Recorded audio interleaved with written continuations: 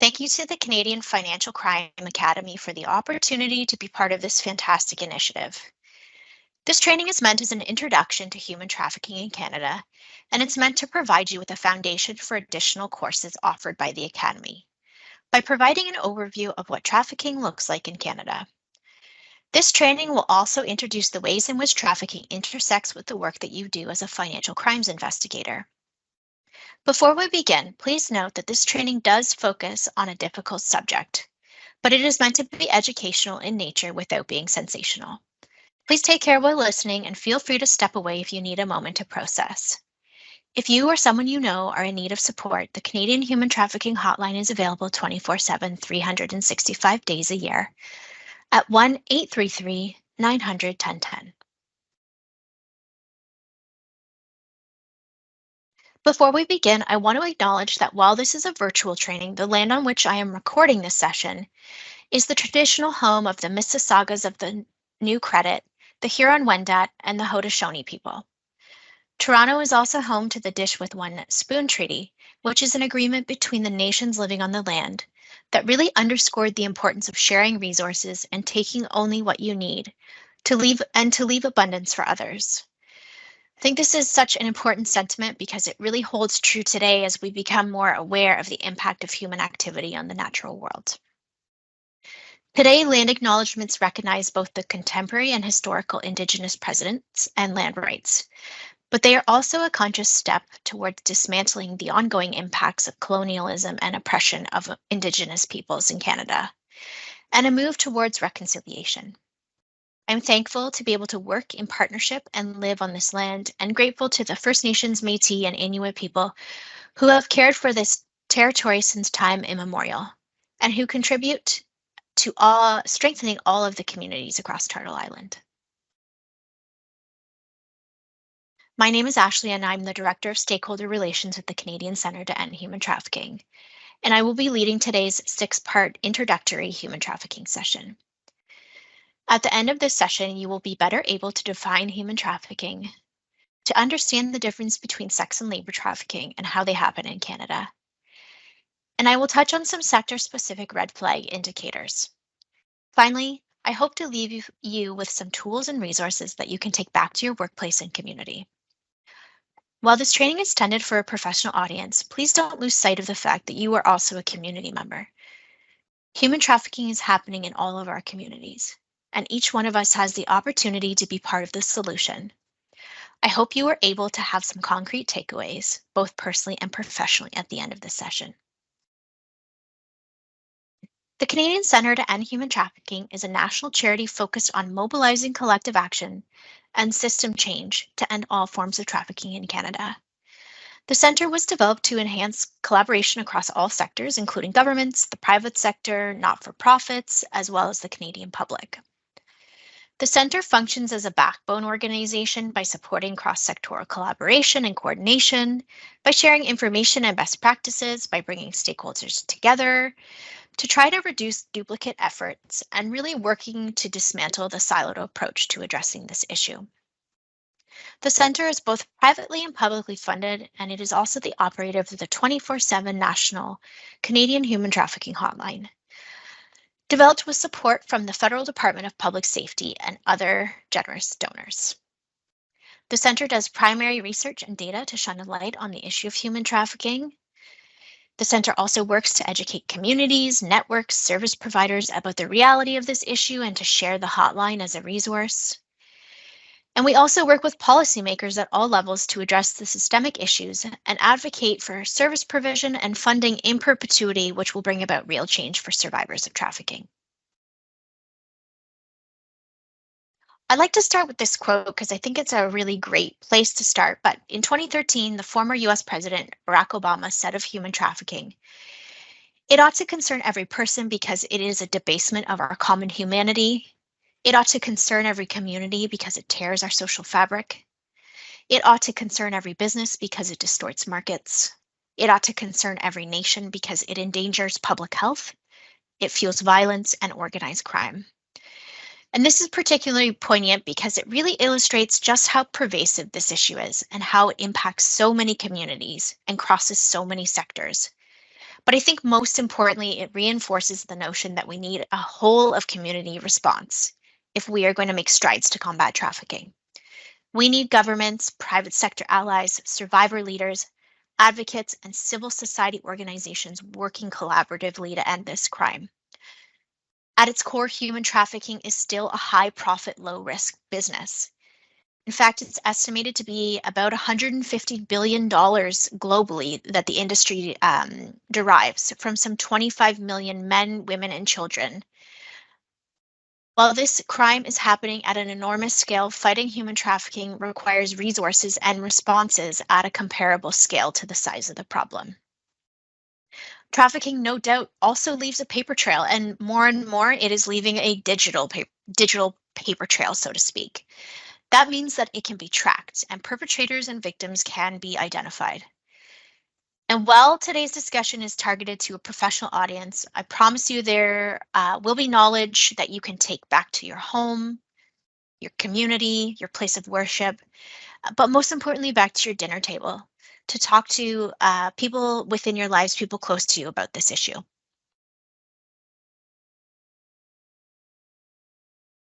So what is human trafficking? Human trafficking is a criminal activity in which people are forced, coerced, or deceived into an exploitative situation for another person's financial gain. Anyone involved in the receiving, harboring, transporting, or obtaining of another person for the purpose of exploitation has committed a trafficking offense. Trafficking is often described as a crime that is hidden in plain sight because victims and traffickers do not outwardly appear in the ways which television and the media tell us that they will. And the unfortunate reality is that pop culture depictions of human trafficking often do more harm than good and may misrepresent how this is occurring in our communities. A little later on, I'm going to take you through some of the more common misperceptions about human trafficking. But here in Canada, we see two main forms of trafficking, which are sex and labor trafficking. In Canada, there are several offences under the Criminal Code and one offence under the Immigration and Refugee Protection Act that specifically address trafficking in persons. The Criminal Code understanding of the crime of trafficking has three elements. First, there is the act on the left-hand side, which is what is done by the trafficker. Any one of the listed activities in the red box are all criminal acts as it relates to human trafficking. The means in the center box is the part of the trafficking activity that identifies how a person was trafficked and exploited.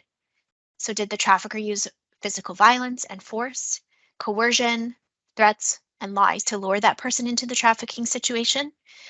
And what were the actions that they took to keep that person there? Finally, on the far right-hand side is the element that speaks to the reason or the purpose for the exploitation, which is most often financial gain via forced commercial sexual activity or forced labor or other services. It's important to note that only one element from the act means purpose model above is really required to substantiate a trafficking claim. However, in reality, things are far more complex and not so black and white. A charge for trafficking in persons under the Immigration Refugee Protection Act can be laid for instances of transnational trafficking, where a person or group of people knowingly organize to have another person brought into Canada for the purpose of exploiting them. The term organize includes the actions of recruitment, transportation, and after entry into Canada, the receipt of and harboring of exploited individuals. Before we go any further, I think it's also important that we talk about what trafficking is not. There is still a lot of misunderstanding about what trafficking is, and people are often using the trafficking and the word smuggling interchangeably when these are in fact two distinct things. So trafficking is not voluntary, whereas smuggling is a voluntary agreement between two parties to illegally cross an international border or to broker the crossing of an international border. Trafficking is based on exploitation and profit. And while the driver of smuggling is also profit, it's based on that transportation piece. Trafficking does not require movement of any kind or a border to be crossed, whereas smuggling requires a border crossing. Trafficking is a crime against a person and a violation of human rights. Smuggling is a crime against a nation's border and a violation of immigration laws. What we do know is there is absolutely intersections between these two crimes. Individuals who are legally smuggled into a country will not have access to the same social safety nets that citizens and permanent residents do, and this actually puts them at a significant risk for being targeted by traffickers. When we talk about human trafficking in Canada, I think it's also important to situate the conversation within the global context first. According to estimates from the International Labour Organization in Geneva, in 2021, there were an estimated 50 million people who were living in modern slavery. Of that 50 million, 28 million were in forced labor situations. Trafficking human beings is not like any other crime. It feeds off economic and gender inequalities and weak institutional policies. Trafficking is a highly profitable criminal enterprise, generating billions of dollars annually, really second only to illegal firearms trafficking and the illicit drug trade. Unfortunately, it's also one of the fastest growing crimes across the globe. The Organization for Security and Cooperation in Europe has reported a worrying increase in other forms of exploitation, including trafficking for forced criminality, which went from 2 to 24% globally in recent years. In the EU, there was also a noticeable uptick in human trafficking within the cannabis industry, forced begging, increased reports of forced sham marriages globally as well. And 31% of EU countries surveyed reported cases of trafficking of persons with disabilities. All of this to say that unfortunately, the numbers are in fact trending in the wrong direction. Again, this global context is really important for this conversation, as many people mistakenly think that trafficking is only taking place overseas, or that in Canada it only impacts non-citizens. And so a little bit later on, we'll talk again about some of those pervasive myths and misperceptions that are being held by the general public here in Canada. When we think about the different industries that are impacted by trafficking for commercial sex or forced labor, it may be surprising to understand just how pervasive this issue is. Again, trafficking is often described as clandestine in nature, but really more often than not, it's hiding in plain sight. And individuals don't really know what to look for, and they don't know where to get help. In Canada, labor trafficking happens across sectors, especially those that rely on migrant labor, particularly under the guest worker programs like the Temporary Foreign Worker Program. Trafficking is happening in the agricultural sector, but can occur in processing and factory settings, within the forestry and resource extraction sector. Trafficking is also happening in the hospitality sector, including food services, cleaning services, industries like construction, roofing, truck driving. Trafficking can happen in the health and beauty services like nail salons and spas, within home care, and as well within the domestic work sector as well. And then there's sex trafficking, which is often taking place digitally, but can occur in physical locations such as massage parlors, within escort services, forced stripping, and forced camming as well.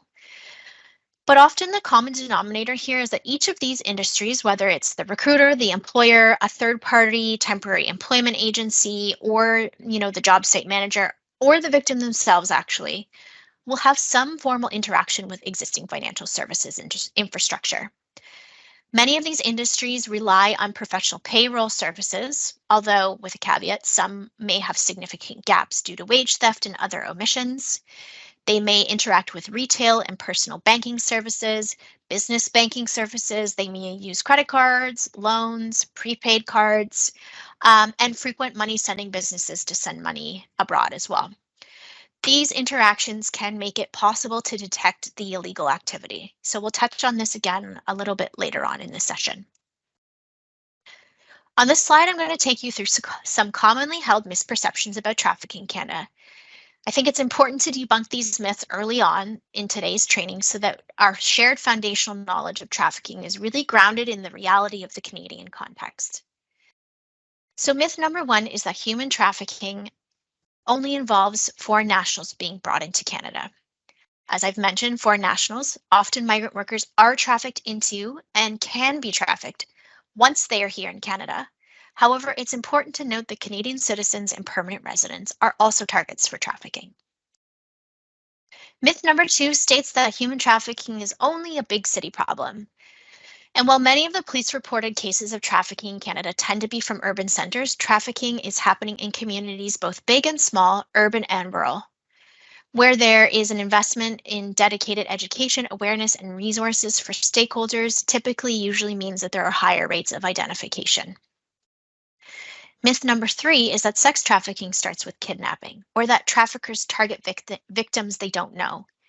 And while this can happen, most of the time traffickers know their victim and may have a romantic relationship, maybe a family member, a friend, or may have an employer-employee relationship with the victim. Myth number 4, that only women and girls are targeted for sex trafficking. Again, this is simply not true. Men and boys can be victims of trafficking. We also know that gender diverse and transgender persons are being exploited and trafficked at incredibly high rates compared to their overall population size. Myth number 5, human trafficking involves movement or transportation. We talked about this earlier. This is also false. Traffickers often move their victims around to keep them controlled and disoriented, but many survivors do report being trafficked in their own communities or within their own homes, so no movement is required. Myth number 6 is that trafficked persons are held in bondage against their will or unable to leave the situation. And again, while this can happen, more often than not, victims are controlled psychologically and manipulated psychologically. And so they may have the appearance of the freedom of movement when in actuality, they're being controlled emotionally and psychologically. Finally, myth number 7 is that all commercial sex is human trafficking. Again, this is not true. People may choose to engage in sex work for a variety of reasons, whereas trafficking involves coercion, manipulation, control, and violence, and there is no choice in trafficking. Human trafficking does not impact everyone equally. However, intuitively, we know that traffickers target communities that have been historically marginalized more so than others. In Canada, evidence has found that victims are disproportionately more likely to be Black, Indigenous people of color, foreign nationals, especially folks without status, young people who are experiencing marginalization of some kind, such as poverty, homelessness, mental health struggles, addictions, or involvement in the child welfare or justice systems, members of the 2S LGBTQIA+, again, particularly transgender and gender diverse persons. Unfortunately, this reality is just not well understood in Canada. In addition to experiencing higher rates of personal trauma, these particular groups also face broader systemic issues that have helped foster a distrust of our public institutions. Within this context, these particular groups may hesitate to seek help from Canadian institutions for fear of re-victimization. This reluctance has led to fewer officially reported cases overall, and has created a situation in which marginalized groups become invisible in the data sets that are being used to guide policymaking and decision-making and resource allocation.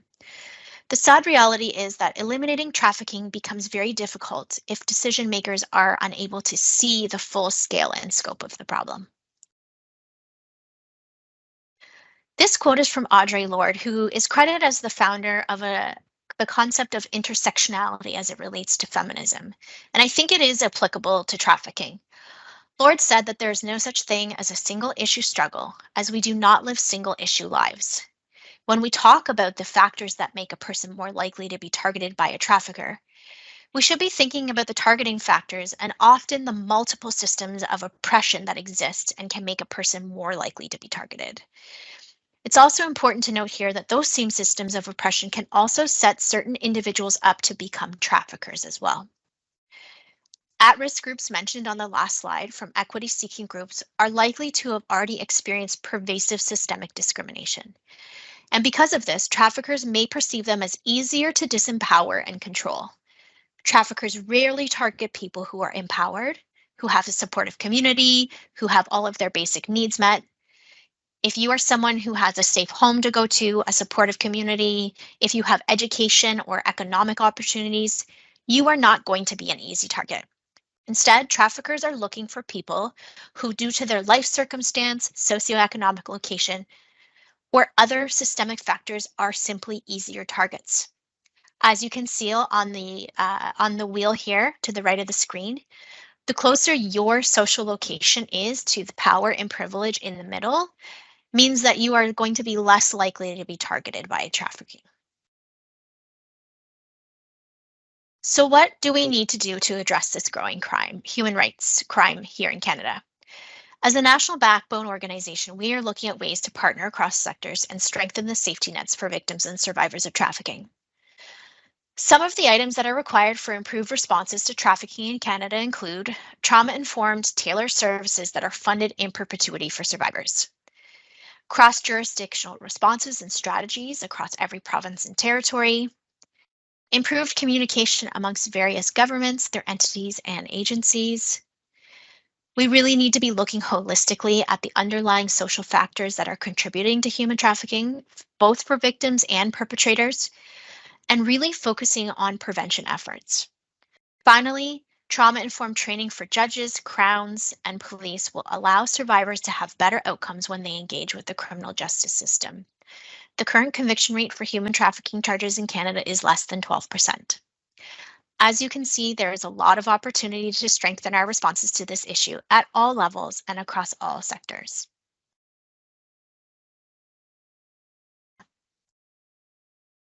Sex trafficking, often referred to as commercial sexual exploitation, is the control and exploitation of a person, causing them to provide sexual services in exchange for something of value, such as money, food, drugs, shelter, or transportation, by using manipulation, lies, threats, or violence. In Canada, children under the age of 18 cannot engage in sex work or exchange sex for money, drugs, alcohol, shelter, transportation, food, or any other object or necessity. Many people are likely familiar with the concept of pimping, given its representation in pop culture and the media in the 90s and 2000s. Simply put, sex trafficking is another term for pimping. Typologies of sex trafficking can include forced escorting, forced illicit massage, forced pornography, forced camming, as well as forced stripping. This can also include sexual exploitation online, including on social media platforms like OnlyFans and Facebook, through coerced sexual imagery or video, which is then sold for consumption by another party. So let's talk about how sex trafficking typically happens in Canada.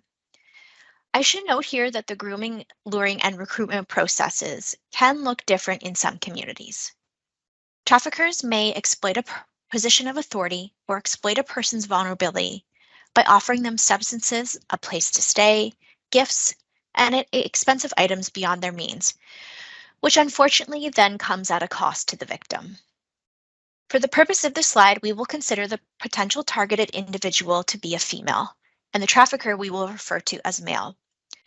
Sex traffickers are extremely skilled at presenting themselves as a potential protector, a potential partner, or a potential provider, which may feel like the perfect solution to what is going on in someone's life at that time.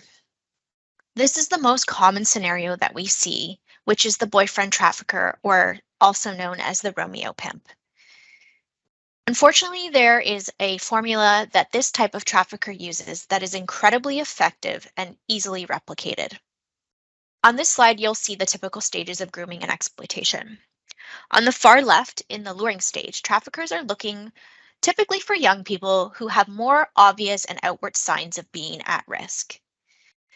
First contact is likely to be on social media, and from there, the relationship can be built. Then, in the grooming and gaming stage, traffickers may be love bombing someone with the intention of compiling information about the victim. This is going to look like asking them lots of questions, paying special attention to them, giving them special gifts, taking them out on dates. In this stage, traffickers may be trying to find out what is missing in that person's life and then really trying to fill that need. For example, if it's a runaway youth, do they need a place to stay, or are they looking for belonging? By providing or filling that need, the trafficker is really trying to ensure that the victim becomes dependent on the trafficker and really enmeshes themselves in that person's life. As the relationship develops, the trafficker may slowly start to alienate the victim away from their community of supports, from family and from trusted persons. During the manipulation and coercion stage of this process, the trafficker may use those tactics of force, threats, violence, and deception. Here, the trafficker may start to be hot and cold with their attention or affection. This is done to keep the victim on edge and willing to do whatever they can to keep the relationship in that honeymoon phase.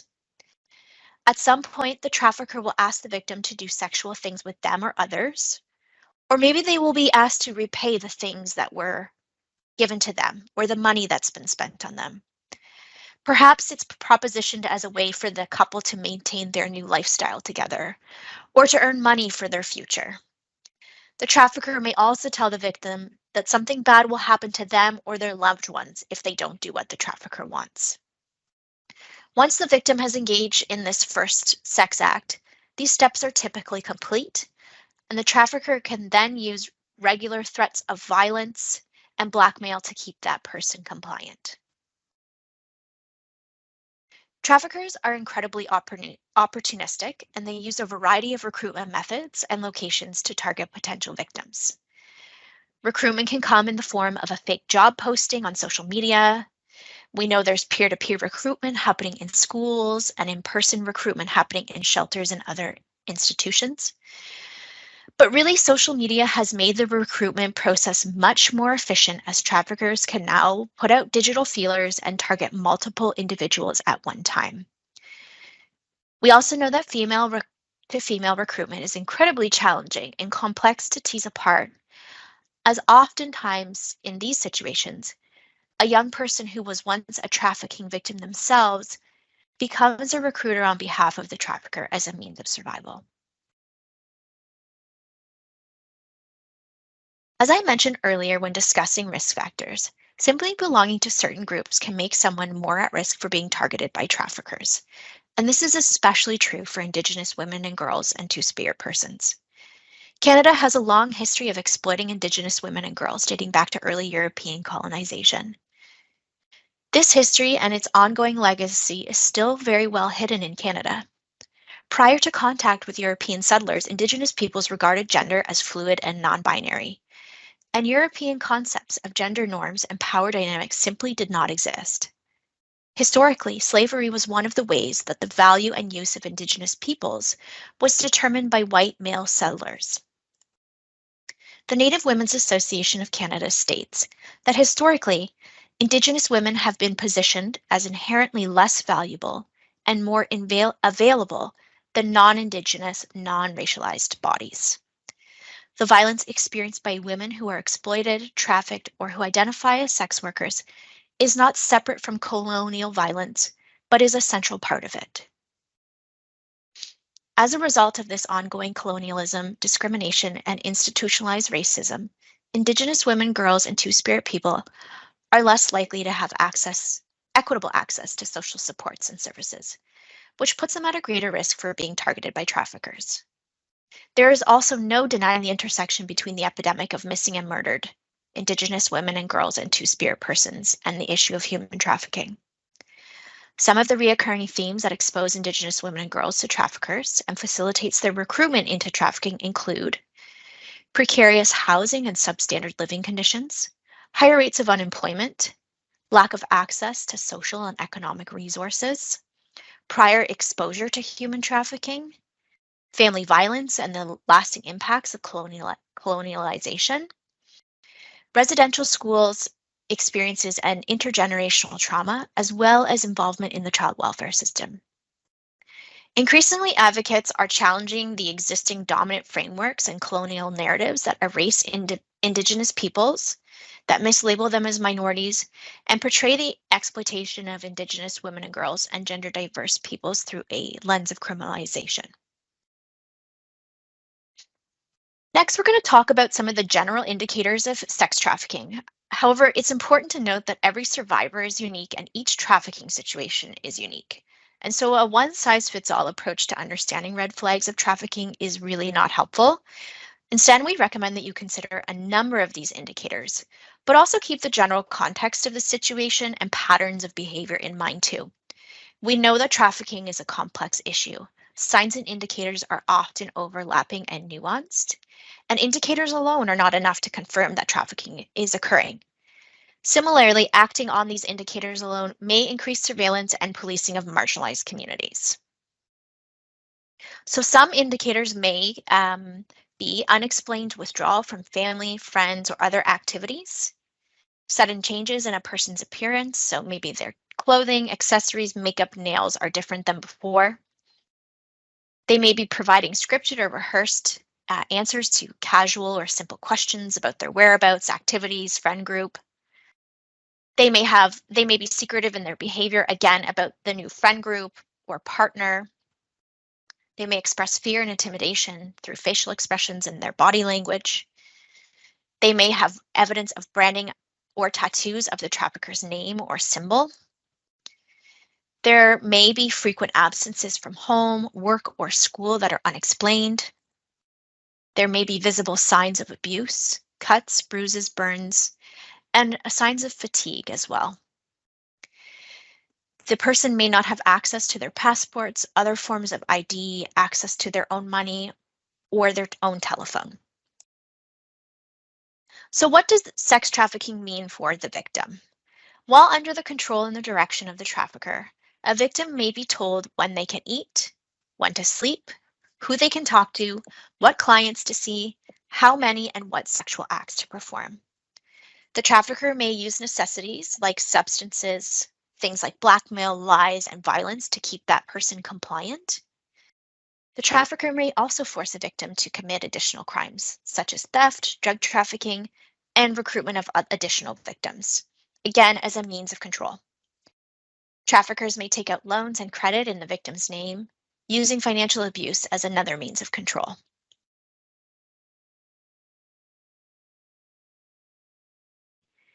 In this section, I will talk about the issue of labor trafficking in Canada in more detail and identify some of the common red flag indicators.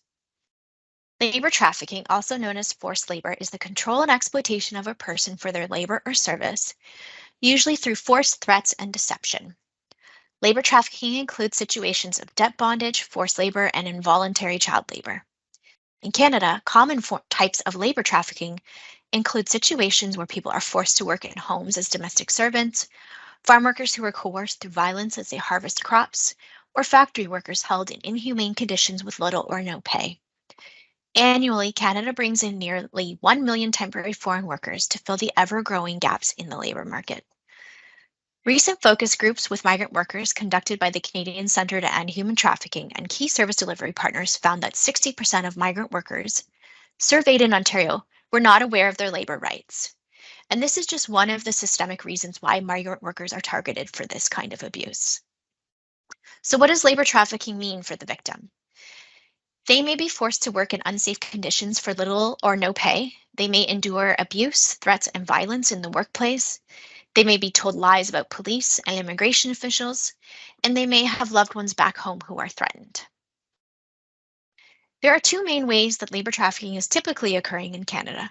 First, through bonded labor or debt bondage, which is a widely used method of entrapping and exploiting people. Victims become bonded laborers when their labor becomes the means of repaying a loan or service. The value of their work is always greater than the original sum of the money that was borrowed. However, they continue to accrue interest on this loan. Or they also incur additional costs with no means to ever repay the original sum. And so it's sort of a vicious cycle. Forced labor is a situation where victims are forced to work against their will under the threat of violence or some other form of punishment, where their freedom is restricted and there is a degree of control and ownership that is exerted by the employer. In Canada, labor trafficking victims can be exploited for labor trafficking after they arrive in Canada under legitimate pathways like the Temporary Foreign Worker Program. But often the foundational aspects of this exploitation begin in a person's home country, where they are often recruited under false pretenses, or they incur large debts to come to Canada. Upon arrival, they may be met by a facilitator who then takes them to a job site. And unfortunately, what was promised in terms of wages, responsibilities, protections, and accommodations are vastly different.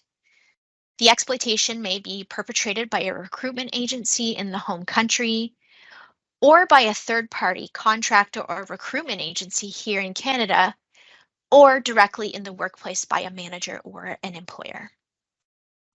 Online communities like Facebook, fake ads, false promises, word of mouth are just some of the ways that fraudulent recruitment agencies target at-risk migrant workers in their home country. It's helpful to think of exploitation for labor and commercial sexual exploitation as a spectrum, and we recognize that people can move along the spectrum in either direction, and sometimes more than once. Please note that there can be multiple aspects of this spectrum taking place at the same time. These are not concrete categories.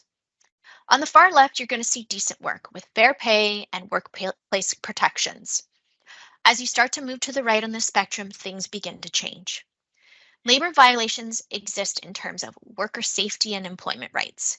They include, but are not limited to, unsafe work conditions, violence, sexual abuse, excessive hours, withheld wages, and unpaid labor. Human rights are breached when individuals experience discrimination, harassment, isolation, confinement, and other cruel, inhumane, or degrading treatment in the workplace. Criminal code violations occur when employers commit crimes such as taking and withholding a worker's passport and identification, practicing fraud and extortion, making threats, or subjecting their workers to violence, harassment, or other physical and sexual abuse. Human trafficking is exploitation that violates sections of the criminal code that are specific to human trafficking. When there is punishment, threats of deportation to the workers and their families, forced commercial sex, and/or psychological control of migrant workers. In cases of labor trafficking, there are often multiple aspects of this spectrum occurring at the same time. And there may be foreign actors involved, which can make it really particularly challenging and complex to identify. Now I'm going to take you through some of those indicators of labor trafficking, and similar to the slide around indicators of sex trafficking, there is no one size fits all as it pertains to labor trafficking situations. These signs and indicators are often overlapping and nuanced. A combination of these indicators should be taken into consideration, as well as the general context of the situation and patterns of behavior. Labor trafficking victims may be lacking the appropriate safety equipment, PPE, or clothing required to do their job. They may be unable to come and go freely from their workplace or living quarters. They may be escorted at all times or escorted when they are in community. They may be forced to work overtime with little compensation or no compensation at all. Their passport and other forms of ID are withheld or restricted. They may express fear and intimidation through their facial expressions or body language. Someone else may be speaking on their behalf and conducting their business for them. There may be visible signs of abuse and fatigue. They may be underpaid or not paid at all. They may have large portions of their pay going to unjustified and illegal fees. So we know that there are low rates of reported labor exploitation in Canada, and there are a number of intersecting reasons for why someone who's being exploited for forced labor may choose not to report or get help. For example, they may lack immigration status in Canada and fear being deported to an unsafe situation in their home country. They may have an employer-specific work permit, and they may be threatened with blacklisting and feel like they have few options, or they don't know what their options and rights are here in Canada. They may be isolated and face cultural and language barriers to accessing assistance. They may have a distrust of public institutions, or they may have received direct threats to themselves, their colleagues, or loved ones.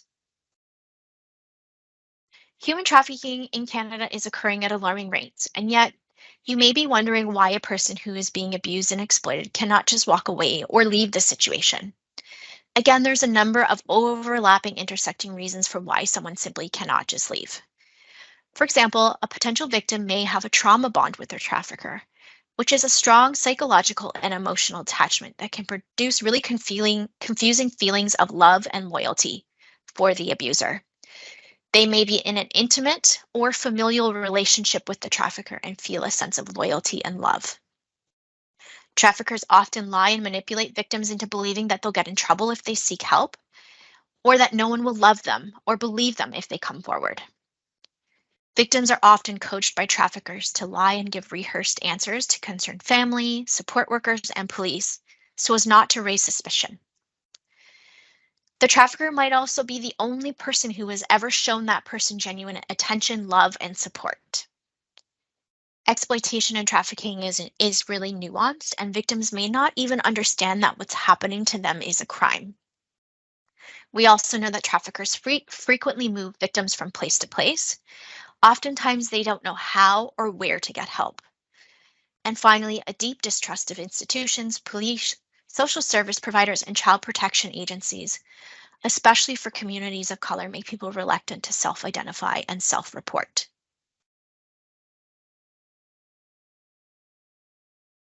Prevalence. In this section, we'll talk about the prevalence of human trafficking in Canada and why it's so challenging to get good statistics on this issue. We'll also walk you through some of the groundbreaking research from the Canadian Centre to End Human Trafficking that may be relevant to your work as a financial crimes investigator.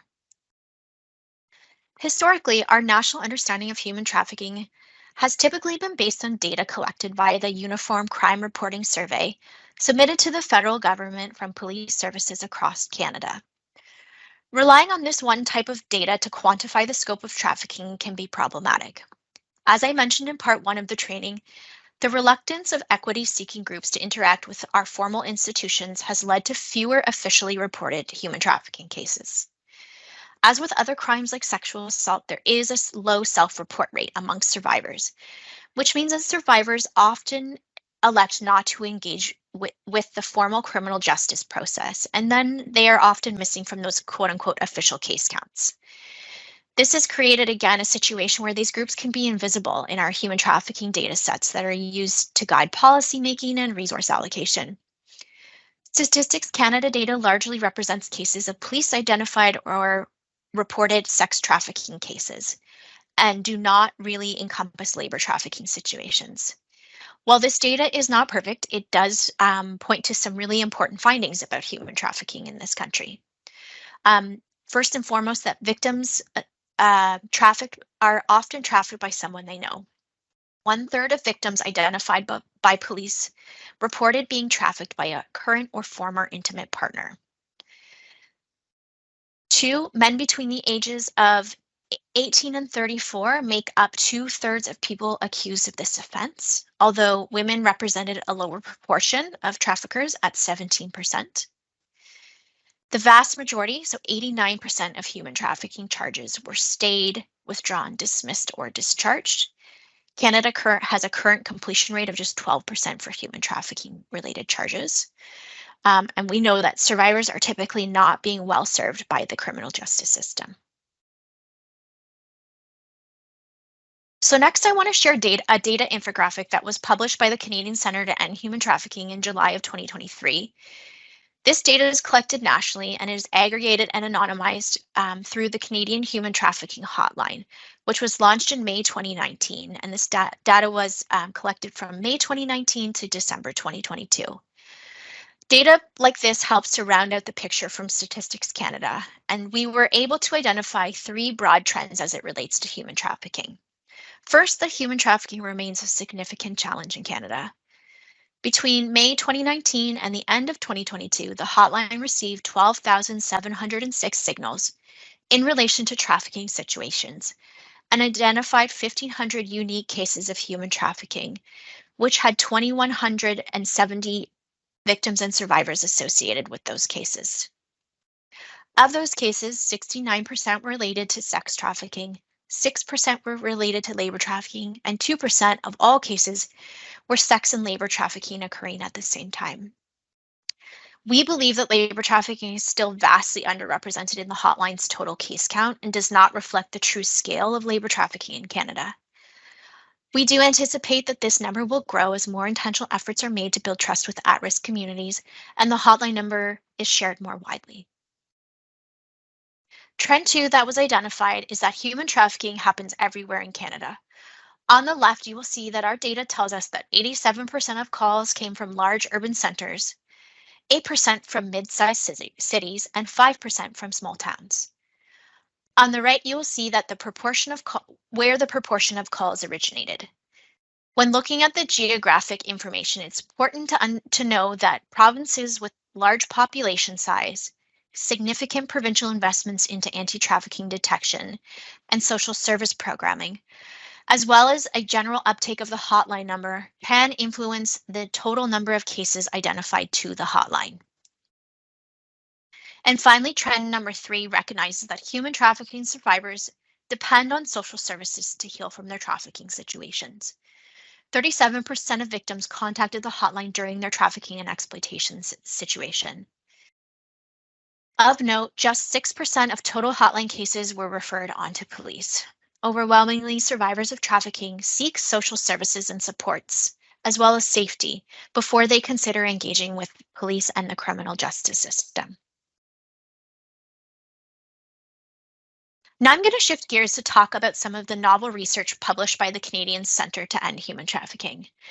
The Human Trafficking Corridors report was published in 2021, and it was the first ever study of human trafficking transportation corridors and routes in Canada.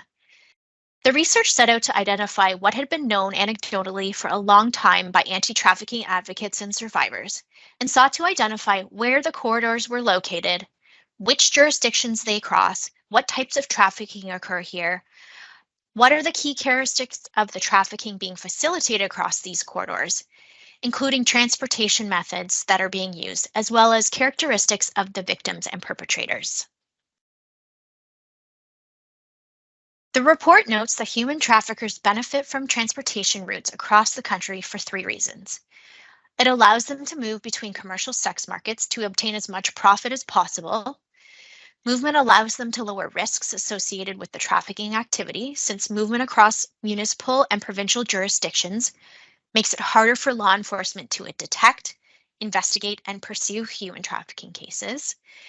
And it allows them to maximize and maintain control over the individual they are exploiting by reinforcing their social and physical isolation, and by keeping them confused and dependent on the trafficker. The report quotes one law enforcement respondent who stated, "The shorter amount of time spent in each city, the more beneficial it is for the traffickers. It takes time for police to set up an investigation. If they are only in town for a couple of days, it's harder to track." Traffickers know this, and they are absolutely using this to their advantage. In the next section, I will do a bit of a deep dive on this report and how it intersects potentially with the work that you do. The corridors report identified a number of key interprovincial corridors that are accessed by land and by air. On this slide, you'll see the red routes here. They indicate the land corridors that were identified in the research, and the red dots are the destination commercial sex markets. The black lines indicate the air corridors, and we'll go into some of the smaller circuits and offshoots in the next few slides. The Trans-Canada Highway in particular functions as a corridor that connects to commercial sex markets within all provinces and across the country. Our research indicates that interprovincial corridors occur when traffickers transport victims across provinces to access various commercial sex markets. And again, they're largely organized around accessing the most competitive and highest paying markets.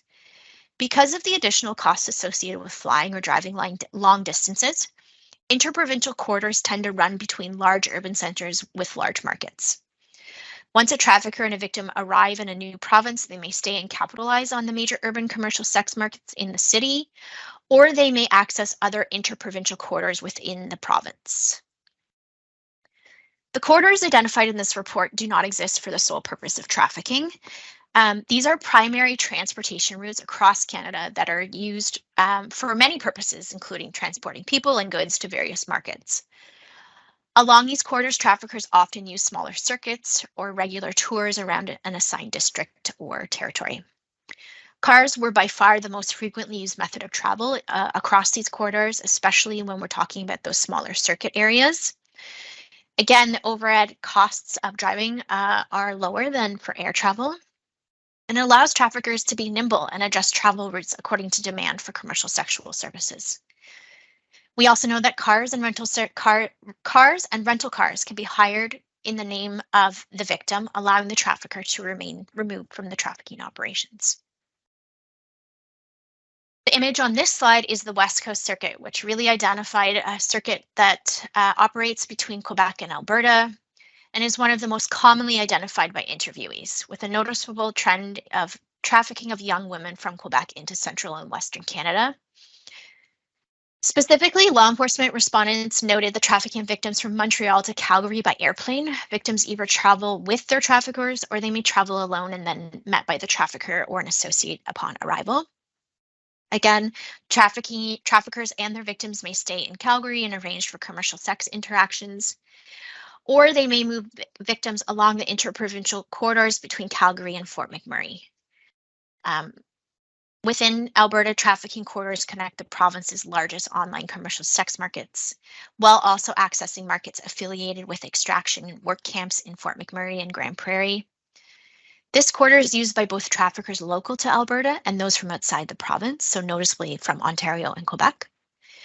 And not only do language barriers serve as another method of control, but it's also believed that sex buyers may see women from Quebec as exotic and novel. Ontario's 401 highway connects Montreal, Quebec, all the way down through Windsor, Ontario. Between these two endpoints, there are several populous centers. Traffickers may operate along the entire corridor or capitalize on movement through densely populated regions such as the GTA, Greater Toronto Area. You can also see those smaller red dots are a number of populous destination cities along the 401, which are, again, commercial sex markets. Ontario and Quebec, again, were the most commonly reported provinces of origin for survivors. As we know, women and girls of Canadian nationality make up the vast majority of sex trafficking victims and survivors identified by frontline service agencies and law enforcement respondents in this research. And only a small proportion of law enforcement and service providers had reported previously working with a male or trans-identified survivor. Of note, 53% of service providers and 40% of law enforcement respondents indicated that they had worked with survivors identifying as Indigenous. We know that Indigenous women and girls are more likely to experience trafficking after traveling to urban centers from rural communities for reasons unrelated to exploitation. So they may be traveling to a large urban center for medical appointments, for school opportunities, or employment opportunities. Unfortunately, once they're in an unfamiliar urban area and away from kind of their own home community of supports, Indigenous women and girls may be targeted by traffickers, or they may engage in survival sex to meet their basic needs, such as access to food and shelter. When interviewees were asked about the types and the sectors of trafficking engaged with specifically along the trafficking corridors, over half of the service providers and 90% of law enforcement officers reported the widespread use of escort services to facilitate trafficking along those corridors. Although other trafficking typologies emerged from the interviews, they were not identified as using the corridors. And this is likely because other forms of trafficking, such as illicit massage, forced pornography, personal sexual servitude, likely rely on the trafficker having a stable location for that exploitation to occur. Traffickers use highways 11 and 17 to move victims from Sudbury and Thunder Bay through northern Ontario, and then to connect into the online commercial sex markets in Winnipeg. While the overall payoff here might not be as large as other parts of Canada due to the long remote distance between those smaller online commercial sex markets, traffickers view the low population density and relative remoteness of these highways as a benefit in efforts to avoid detection by law enforcement. This is a visual representation of the types of recruitment that were identified by research respondents. Trafficker types can be understood according to the methods they use to traffic people and the business models under which they operate. Service provider responses are noted in red, whereas the law enforcement responses are noted in black. You'll see that both groups were similar in identifying boyfriend traffickers and organized gangs as the two most significant trafficking types, utilizing these corridors. Respondents also identified a strong interplay between gang-related traffickers and the boyfriend-style traffickers. But many of the respondents found it difficult to determine whether gang members use boyfriend trafficking techniques to maintain a strong psychological hold on victims, to traffic them as part of the gang's criminal activities, or if boyfriend traffickers were also gang affiliated, but not necessarily trafficking on behalf of their gang. The vast majority of respondents described traffickers as male, 84% of service providers, and 90% of law enforcement. And of note, 40% of law enforcement respondents and 39% of service provider respondents said they had worked with victims and survivors other than women. Sorry, victims and survivors who were trafficked by other women.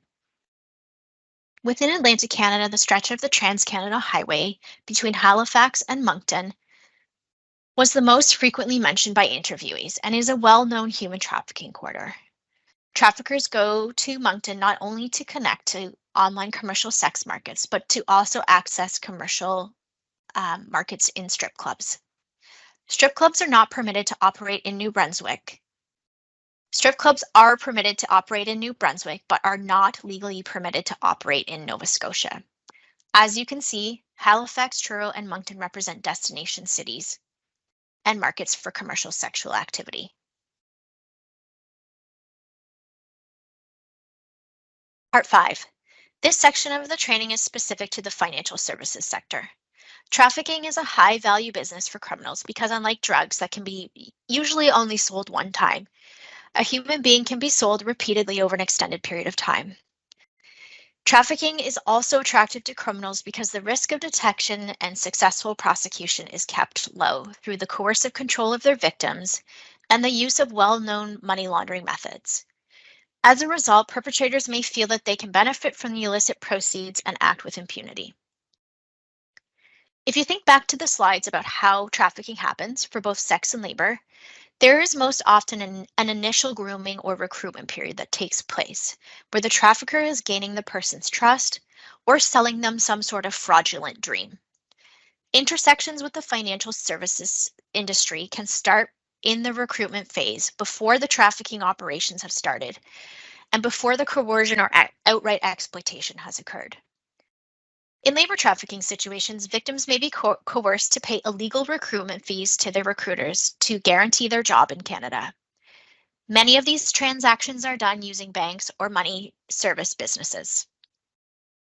Victims from impoverished backgrounds may take out predatory loans with extreme interest rates or sell family assets in order to pay for the very job that eventually entraps them in debt. Similarly, sex trafficking victims may pay recruitment fees for what they think are legitimate jobs at massage parlors or strip clubs, but can actually turn out to be jobs selling commercial sex. Another aspect of trafficking is coerced and fraudulent debt, which we'll spend a little bit more time on later on.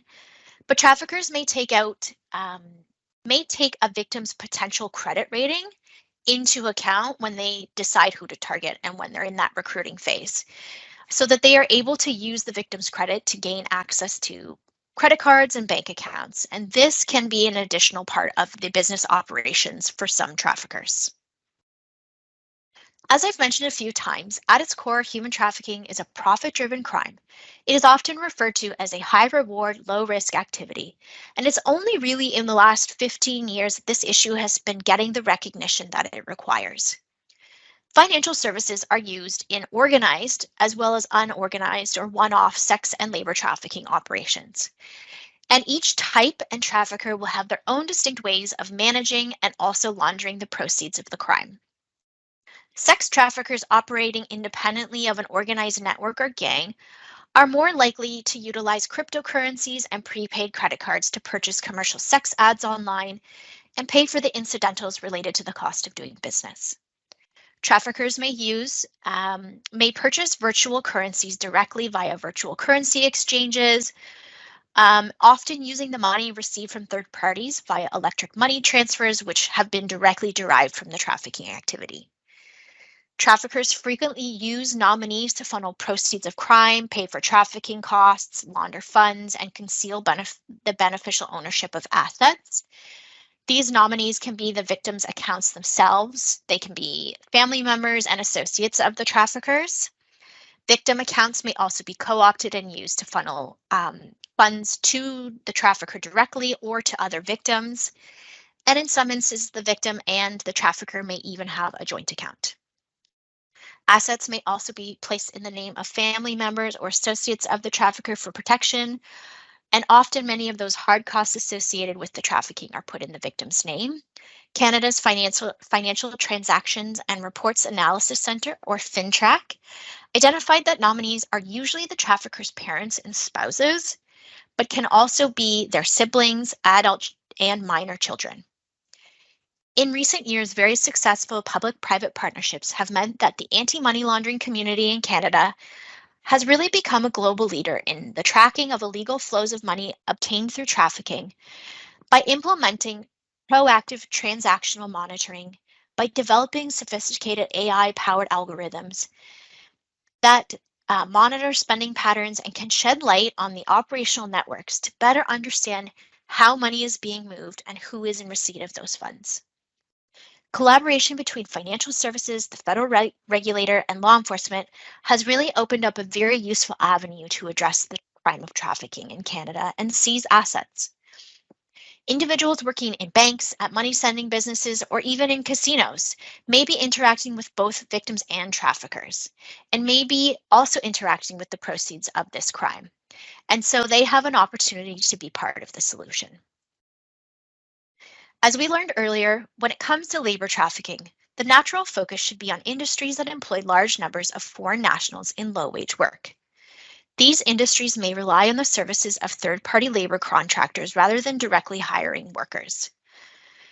While I recognize that it is not fair to paint all employers with the same brush, to actually address the issue of labor trafficking, the systems of closed work permits and the inherently exploitative structure of Canada's guest worker programs are creating conditions that are allowing exploitation to flourish.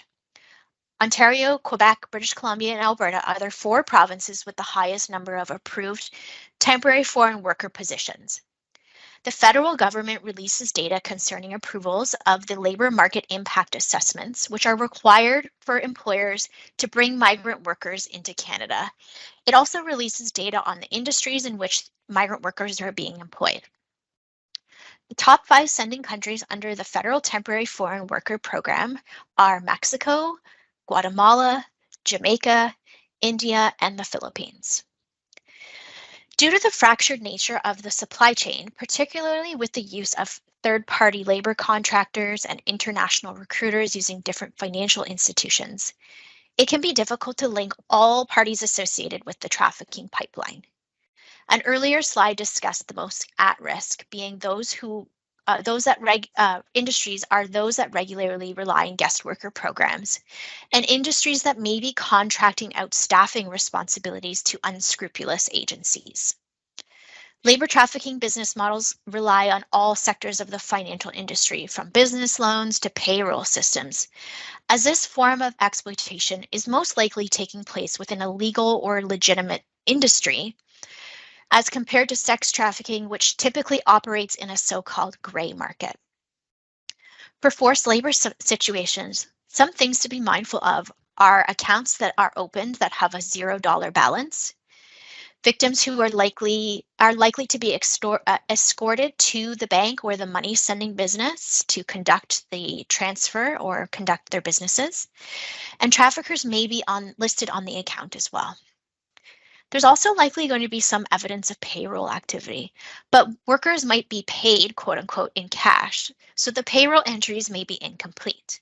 The person's earnings are not going to be in line with the hours that are worked, or there is infrequent payroll processing, suggesting that pay may being withheld to prevent employees from quitting, compared to the overall revenue generated by the business. Some traffickers may forego using payroll altogether and instead make direct deposits into the worker's bank account or onto prepaid cards. Like sex trafficking, transfer of funds from worker's account back to the employer's account at the end of the pay cycle may be taking place is another indicator. One of the driving factors for labor migration is access to opportunity and income, and to provide for family back home. Many workers send money back home. The absence of remittance payments are not always a red flag of trafficking, but coupled with other indicators could be suspicious.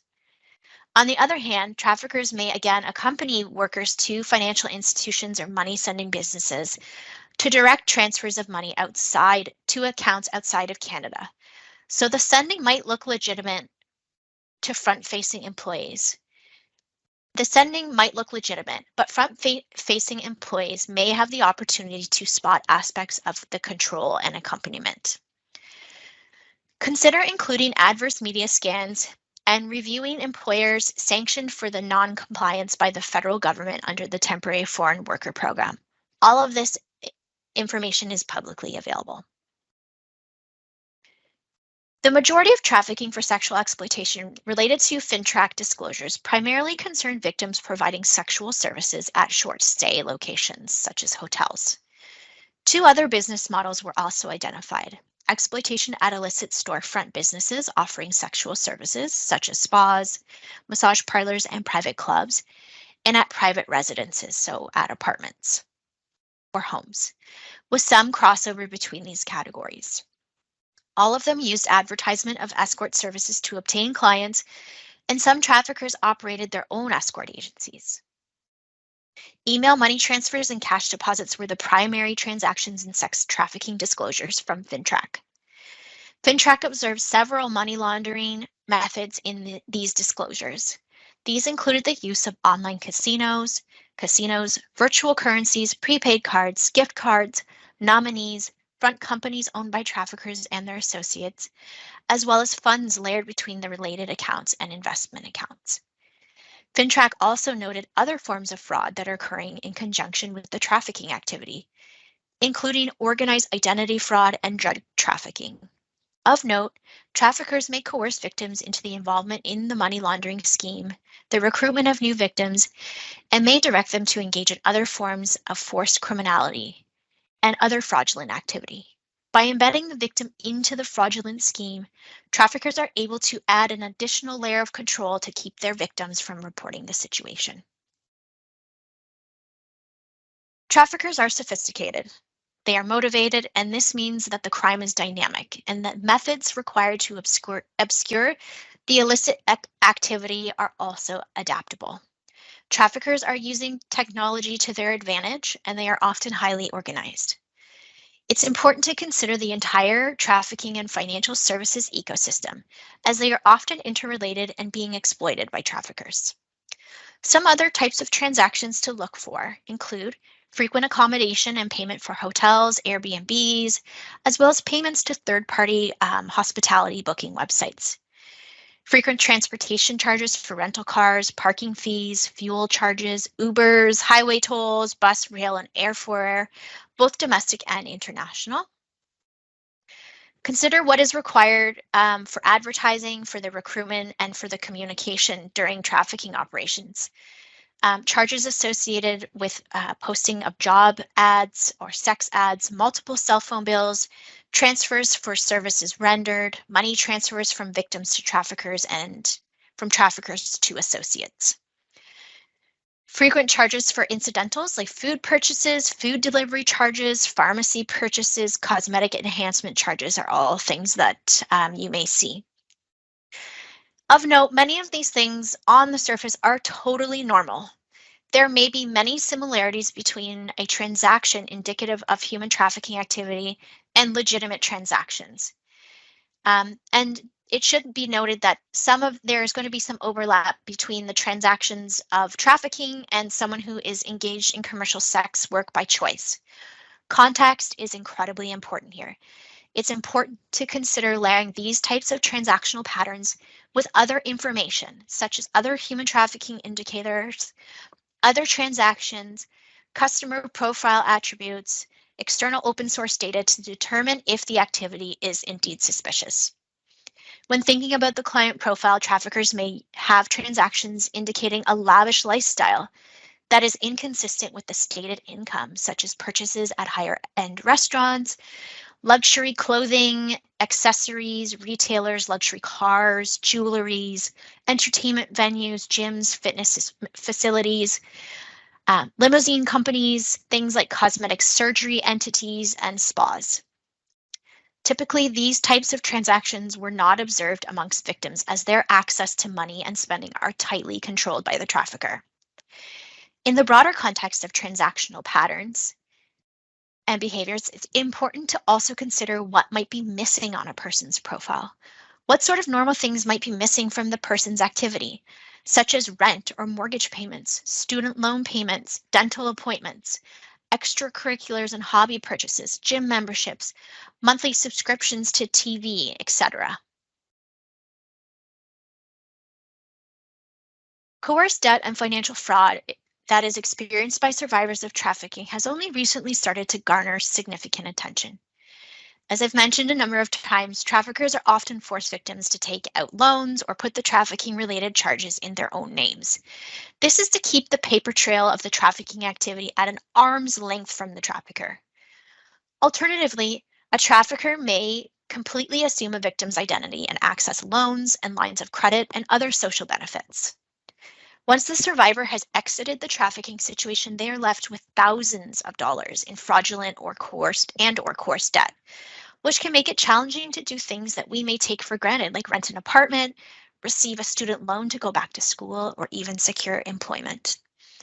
The province of Ontario has passed Bill 41, which is legislation aimed at working with victims, social service agencies, and lenders to identify and remove the coerced debt and restore the survivor's credit standing. The government of Saskatchewan has also introduced similar, although not as ambitious, legislation which will assist survivors in navigating life after they have exited a trafficking situation. While this is a great start, there are certainly not enough supports for survivors post-exploitation to help them navigate the impact that trafficking has on their financial footprint. Earlier this year, Polaris, a US-based NGO who operate the US National Human Trafficking Hotline, released a report that was informed by the experience of survivors. And while this is a US report, we know that there are many similarities between the experiences of trafficking survivors in both Canada and the US. This report was focused on increasing opportunities for survivors of trafficking, but noted that 61% of those surveyed said the trafficker had accessed their bank accounts. 53% of survivors surveyed said that the trafficking related expenses were paid using a financial account that was theirs, and over half of those surveyed had their identity used for financial fraud. The resulting debt can make it nearly impossible to access mainstream financial systems and services, which leaves survivors at the mercy of expensive and often predatory loan options and payday lenders.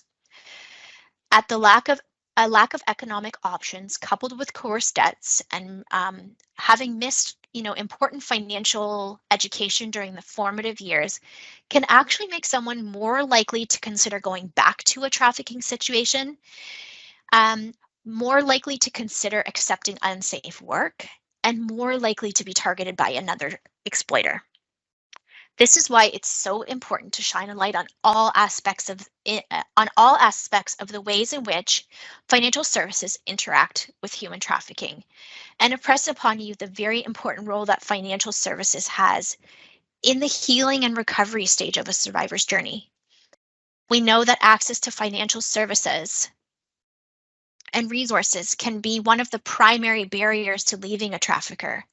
But if there is access, it can also be a very important driver in leaving that situation.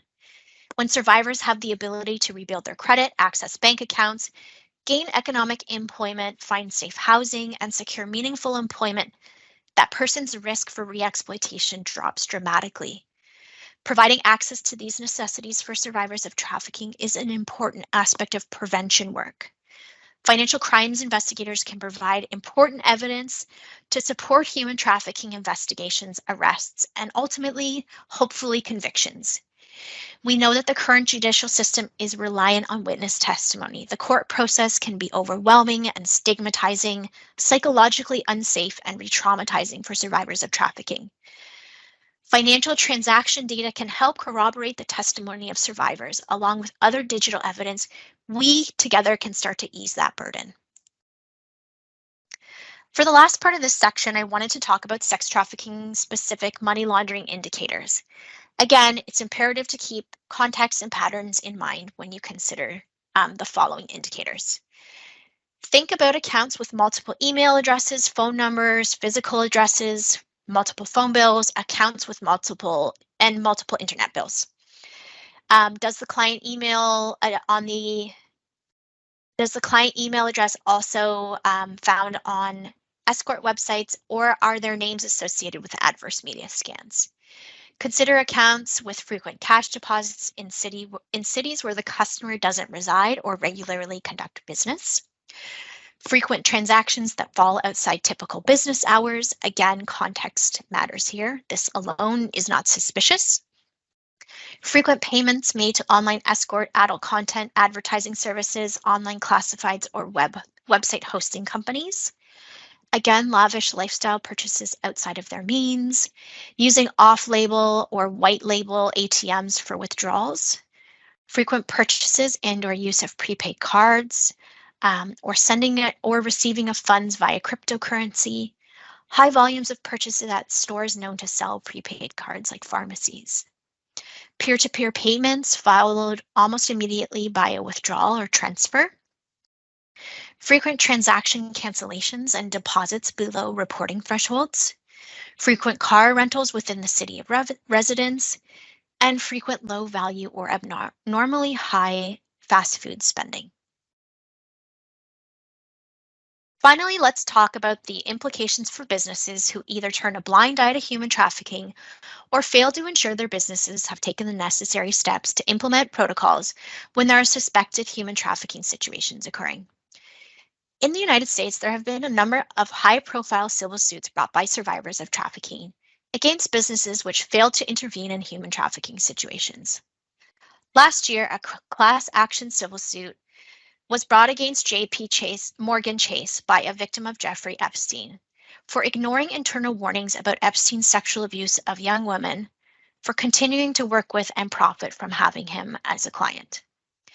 Human trafficking incidents can bring the business negative publicity, which carries some reputational risk, can interrupt business operations, and can negatively impact the employee morale. In Canada, if you are a reporting entity and subject to the federal anti-money laundering regime, non-compliance and failure to report can lead to administrative penalties and criminal charges. Part 6, Resources for the Financial Services Sector. As we've learned already, trafficking is a complex crime. It is dynamic, and traffickers are ever evolving their tactics to stay one step ahead. A crime this complex requires collaborative cross-sectoral solutions. In Canada, governments and the social services sectors have been working to address the unique needs of survivors and disrupt trafficking operations. More recently, the private sector has joined this fight too. The next section will identify tools and resources, as well as practical actions to empower the private sector to be part of the solution to addressing trafficking in Canada. One really great tool and resource we now have is the Canadian Human Trafficking Hotline. While your workplace will likely have specific actions, policies, and protocols that staff should adhere to when encountering suspected trafficking activity or suspected money laundering associated with trafficking activity, the hotline is also a really great resource for employees and community members who may require more information, who have questions, or need resources. The hotline is confidential, toll-free, available 24/7 in both English and French, with live interpretation available upon request. Callers can remain completely anonymous and confidentially discuss a trafficking situation, evaluate the indicators or behaviors they may have witnessed with a trained professional. Cases and tips are reported to police and are triaged and may be referred on to points of contact if requested and if appropriate. The hotline service can be accessed a number of different ways, by chat, by phone, by email, and by web form. The hotline provides callers with the following services: safety planning for individuals who are being trafficked, who want to leave or exit a trafficking situation, and safety planning for someone who knows someone who's being trafficked. Safety planning is a discussion about the practical steps a person may take to keep themselves as safe as possible in a potentially unsafe situation. The hotline provides connections to over 1,000 social service agencies in your community or in the closest community to you. The hotline provides trauma-informed, non-judgmental, non-prescriptive support. The hotline often assists with general information calls and requests for resources from the general public. And finally, callers are able to discuss potential trafficking situations and their reporting options. So what other innovations exist to address human trafficking? There are committed public and private sector leaders in Canada and the US who are meaningfully committed to addressing human trafficking.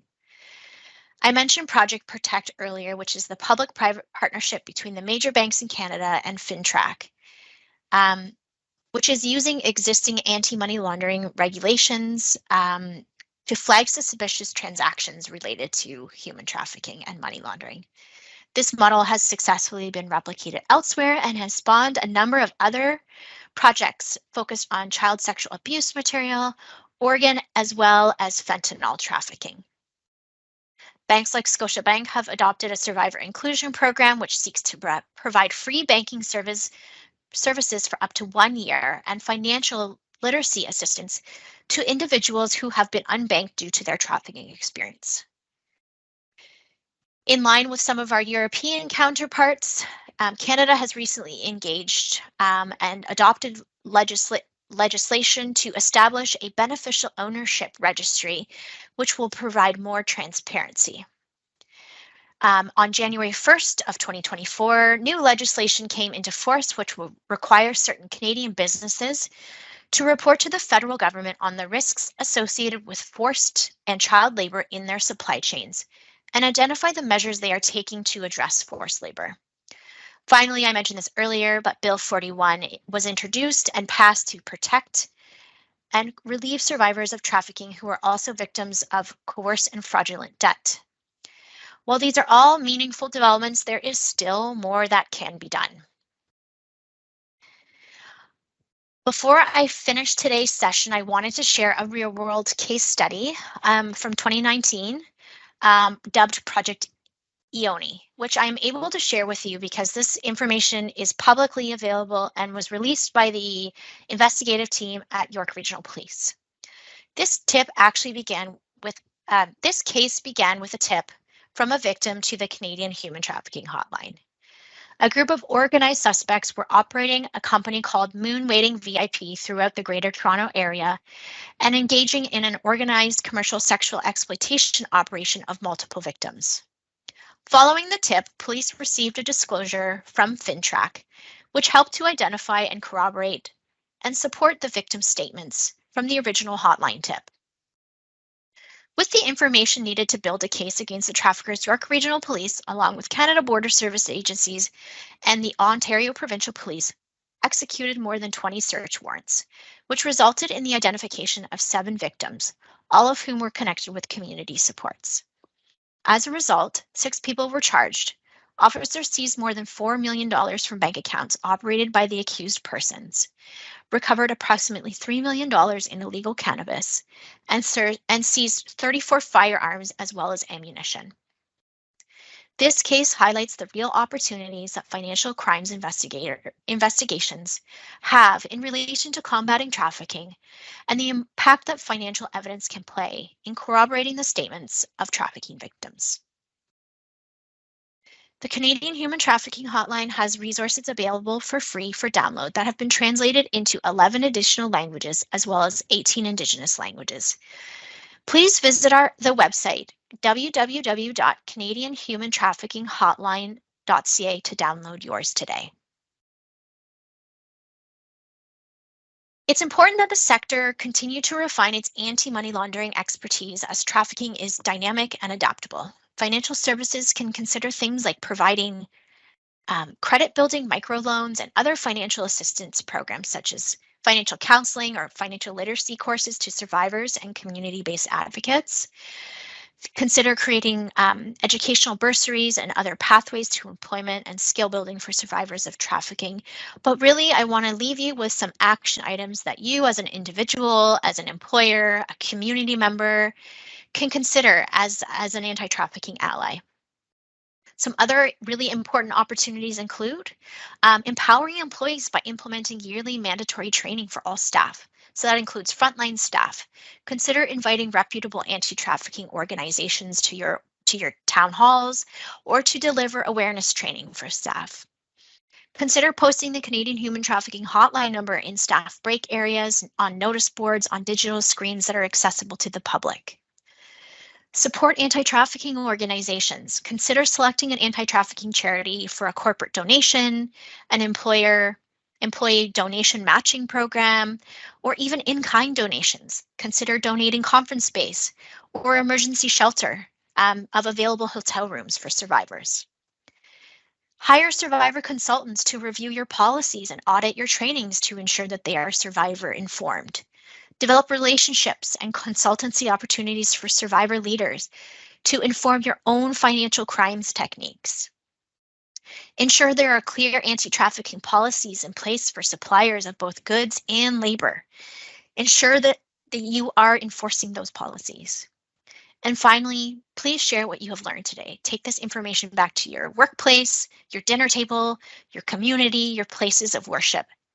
Awareness is just one of the crucial ways that we can help shine a light on the issue of trafficking. Talk to young people in your life about online safety. This is where the majority of grooming and luring for sex trafficking is happening in 2024. Thank you so much for bearing with me and making it to the end of this training. For more information about the center, to access the research reports mentioned in this training, or to make a donation, please visit www.canadiancentertoendhumantrafficking.ca. If you have questions or are looking to coordinate services for yourself or on behalf of a survivor of trafficking, please call the Canadian Human Trafficking Hotline at 1-833-900-1010.